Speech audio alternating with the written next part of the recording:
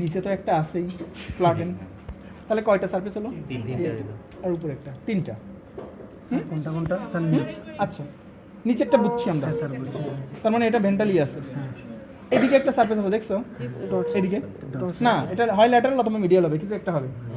Dorsal. এটা উপরে তো এইটা ডরসাল, তার মানে আমরা দুটো একেবারে স্পেসিফিক করো, এটা ভেন্টাল, এটা ডরসাল, দুই কনফার্ম, আর এটা ল্যাটারাল অথবা মিডিয়াল হবে না, এটা ওইভাবে ধরা হয় না। তার কারণ কি আমি তোমাকে বলতেছি, এটা বর্ডার হয়ে যায় সেই ক্ষেত্রে।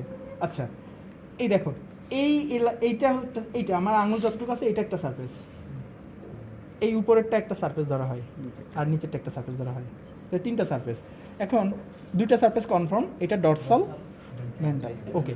আর এই যে যেটা আছে এটাকে বলা হয় রুমিনাল। তার মানে মনে করো লং এক্সিস এখানে আছে, তাহলে এই সারফেসটা কি এইভাবে হবে নাকি এইভাবে হবে?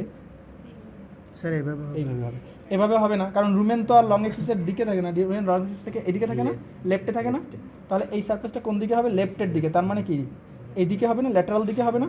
এইখানে কে আছে? রুমেন আছে।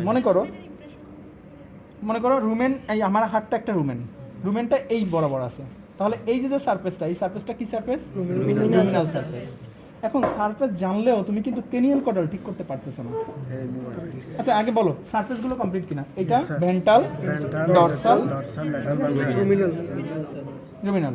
রুমিনাল মানে আছে এখানে রুমেন আছে, যার কারণে ওই রুমেনের সাথে, এবং রুমেন ফুল হওয়া কিংবা এমটি থাকার কারণে কিন্তু তোমার এই যে নড়াচড়া করে, মানে পজিশন ভেরিয়েশন হয়। আচ্ছা, গেল। তাহলে আমার সারফেস তিনটা আমি ঠিক করতে পারলো, আমি কিন্তু এখনো ক্রেনিয়াল কোনটা, কর্ডাল কোনটা, সেটা কিন্তু এখনো ঠিক করতে পারিনি।